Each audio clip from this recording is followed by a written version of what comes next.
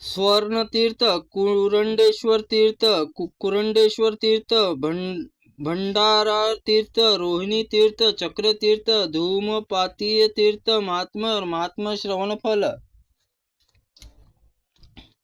मार्कंड जी कहते हैं, युधिष्ठिर तदनंतर स्वर्ण नामक उत्तम तीर्थ जो तीनों लोक में विख्यात है, सब पापों का नाश करने वाला है, वहां संगम के समीप नर्मदा स्थान पर दुर्लभ है, उसे पुण्य क्षेत्र पावन तीर्थ एक हाथ भूमि में स्थित है, उसके स्वर्ण कलश स्नान करके मनुष्य कल्याणमयी परम शांति को प्राप्त होता है। मनुष्य उपवास जितेंद्रिय भाव वहाँ शुक्ल पक्ष की अष्टमी तिथि को श्राद्ध करता है, वो अपने कुल की 10 पीढ़ियों का आने वाली 10 पीढ़ियों का उद्धार कर देता है।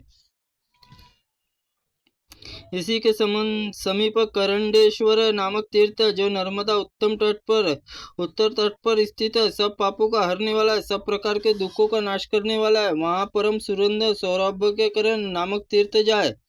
जो मनुष्य पापों का नाश करने वाला युधिष्ठिर भाग्यहीन स्त्री पुरुष यहाँ स्नान करके उमा महेश्वर पूजन करते हैं, सौभाग्य प्राप्ति होती है। द्वितीय तिथि को दिन रात उपास करके जितेंद्रिय पुरुष स्वरूप सपत्नी ब्राह्मण को निमंत्रित करे, आने पर प्राद्य यज्ञ देने पर पश्चात सुगंधित पुष्पों की मालाओं को अलंकृत करे, फिर पुष्प धूप और सुगंध सुवाहित करे, तत्पश्चात भक्ति भाव से खीर और खिचड़ी भोजन कराए, विविध पूर्वक भोजन करा के ब्राह्मण दंपति परिक्रमा करे, फिर नर्मदा जल में स्नान और दान करे। इससे सौभाग्यवती स्त्री कभी पति वियोग से नहीं प्राप्त होती। तदनंतर भंडारण तीर्थ में यात्रा करे, वहां पूर्व काल में कुबेर तपस्या की है, जिन्होंने ब्रह्मा जी प्रसन्न थे।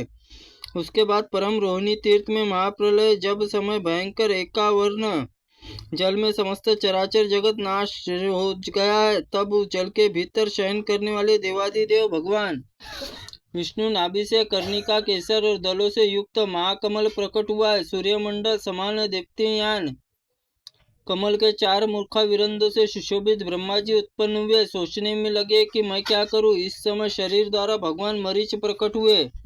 कुछ काल के बाद मरीच कश्यप उत्पन्न हुए। उन्हीं के दक्ष प्रजापति 50 कन्या हुई, जिनमें से 10 धर्म 13 कश्यप को ब्याह दी गई, 27 कन्या चंद्रमा को दे दी गई। कन्या रोहिणी सुंदरी चंद्रमा समान मुख वाली थी।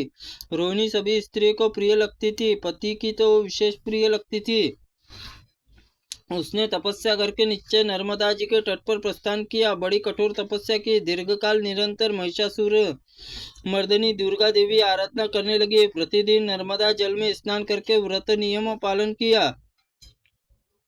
इससे प्रसन्न होकर भगवती नारायण ने प्रत्यक्ष दर्शन दिया और इसी प्रकार महाभागो मनोवांछित वर मांगो। रोहिणी का द्वारा देवी मैं अपनी सहपत्नियों के बीच सबसे अधिक प्रिय प्यारी हूँ, मेरी यह इच्छा शीघ्र पूर्ण करो, ऐसी कृपा करे। एक वो एवं अस्तु कहकर भगवती महालक्ष्मी भक्ति परायण देवता स्तुति सुनती हुई वहाँ अंतर्ध्यान हो गई। वहीं रोहिणी देवी चंद्रमा अधिक प्रिय और संपूर्ण लोकों में वह प्यारी लगने लगी।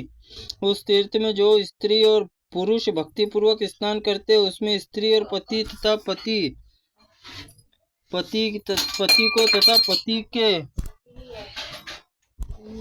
अपनी स्त्री को अधिक प्रिय होते हैं। तदनंतर सब पापों का नाश करने वाले परम उत्तम चक्र तीर्थ जाए, वहाँ सेनापुर नाम से विख्यात, वहीं देवादिदेव चक्रधारी भगवान विष्णु सर्व स्वामी कार्तिकेय के सेनापति पद पर अभिषेक किया था। वो जो क्रोध जीतकर भगवान विष्णु के प्रिय चक्र तीर्थ जाता है, वहाँ पापों से मुक्त हो जाता है और भयंकर यमराज नहीं देखता।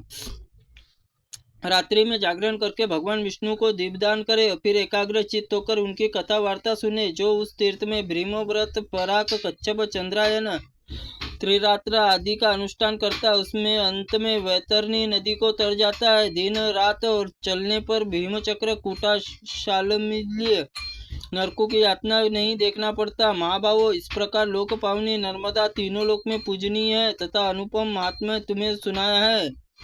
महाभाग, इसे भक्ति पूर्वक सुनकर मनुष्य रुद्रलोक प्रतिष्ठित होता है।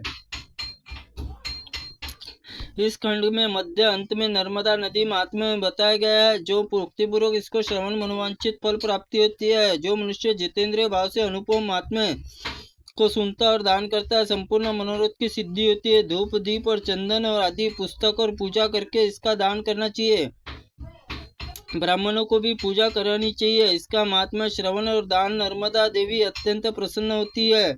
प्रत्येक पवित्र तीर्थ में महात्मा सुनकर दान करना चाहिए, तभी तीर्थ सेवन सफल होता है। इसी प्रकार नर्मदा जी का महात्मा सुनकर धर्मराज युधिष्ठिर ने नर्मदा तीर्थ की यात्रा की।